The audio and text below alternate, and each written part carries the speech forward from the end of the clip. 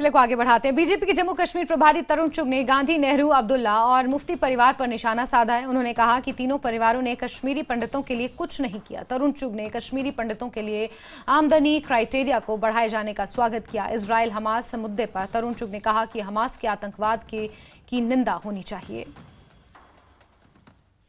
कश्मीरी विस्थापितों के लिए राहत भरी खबर है, क्योंकि आमदनी का जो क्राइटेरिया था उसको बढ़ा दिया गया है। ज्यादा बातचीत के लिए हमारे साथ हैं तरुण चुग जी। जिस तरीके से पहले 10,000 तक जिनकी आमदनी थी उनको एडहॉक राहत मिलती थी, अब जो 27,000 तक जिनकी आमदनी होगी उनको मिलेगी। दिल्ली के एलजी की तरफ से इस तरह का कदम उठाया गया है। बहुत श्लाघायोग्य कदम है। मैं धन्यवाद करता हूं कि जिस तरह देश के प्रधानमंत्री नरेंद्र मोदी जी, गृह मंत्री अमित शाह जी और यहाँ एलजी सक्सेना साहब ने ये निर्णय लिया है, जिससे कश्मीरी पंडित परिवारों को जो विस्थापन में यहाँ रह रहे हैं उन्हें एक बड़ी राहत मिलेगी। देखा जाए तो तकरीबन 16 साल के बाद इस तरह का बदलाव किया गया है। ऐसा है कि 3 परिवारों ने, चाहे वो गांधी नेहरू परिवार हो, चाहे मुफ्ती परिवार हो, चाहे अब्दुल्ला परिवार हो, इन 3 परिवारों ने इतने बड़े जेनोसाइड पर चुप्पी साध रखी, कभी किसी के आंसू पहुंचने का प्रयास नहीं किया। ये शुक्र है उस समय भी भारतीय जनता पार्टी ने लड़ाई लड़ी थी और आज भी उसे बढ़ाने का मौका भारतीय जनता पार्टी ने लिया है और बहुत अच्छा श्लाघायोग्य, स्वागत योग्य कदम। उधर दूसरी तरफ फलस्तीन को लेकर लगातार राजनीति हो रही है, राजनीतिक बयान दिए जा रहे हैं। हजारों लोगों की हालांकि मौत हो चुकी है। जहां संजय राउत का बयान आया है, वहीं जम्मू कश्मीर की पूर्व मुख्यमंत्री महबूबा मुफ्ती ने भी सवाल उठाया, कहा है जेनोसाइड का तरीका बदल गया है। पहले गैस चैम्बर होते थे और अब बॉम्बिंग होती है।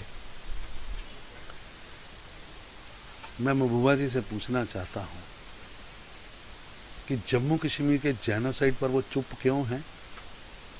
क्यों रहस्य में चुप्पी उन्होंने पिछले 3 दशकों से रखी है? महबूबा जी बताइए तो सही कि जब जम्मू कश्मीर में कश्मीरी पंडितों पर अत्याचार हो रहा था, जब सामूहिक हत्याएं हो रही थी, छोटी छोटी बच्चियों पर सामूहिक बलात्कार हो रहा था, लाशों को काटा जा रहा था, 2 लाख से ज्यादा कश्मीरी पंडित विस्थापित करके आज कश्मीर से निकले, उस समय देश का गृह मंत्री कौन था? आपके अब्बा हुजूर बड़े मुफ्ती साहब थे। क्यों नहीं बताते आप? कौन था उन जेनोसाइड के पीछे? किसकी ड्यूटी थी उनको बचाना?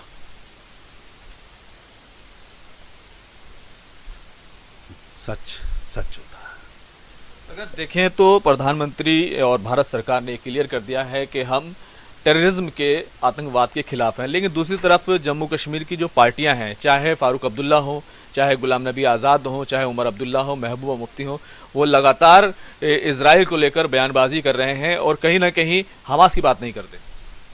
ऐसा है कि हमास का डटकर विरोध करना चाहिए, लेकिन जिन 3 परिवारों का आप नाम लेते हैं, अब्दुल्ला परिवार, मुफ्ती परिवार या गांधी नेहरू परिवार, इनके तो सपने में कभी चाइना आता है, कभी इटली आता है, कभी पाकिस्तान आता है। इन्होंने आज तक नहीं कहा कि कश्मीरी नागरिकों की रक्षा होनी चाहिए, जम्मू कश्मीर के नागरिकों की रक्षा आतंकवाद से होनी चाहिए, जम्मू कश्मीर के नागरिकों का विकास होना चाहिए। तो पाकिस्तान इनके सपने में आता है, पाकिस्तान से बात करने की बात करते हैं, इसलिए इनको कोई देश में अब सीरियस नहीं लेता, ना जम्मू कश्मीर के नागरिक सीरियस ले लेते।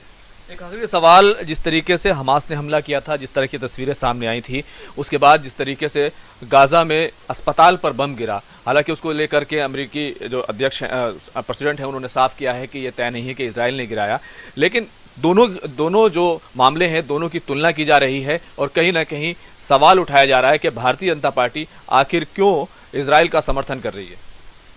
देखिए, आतंकवाद और आतंकवादी पूरे विश्व को खड़े होकर उसका विरोध करना है, करना चाहिए। यही मानवता के लिए जरूरी है। किसी भी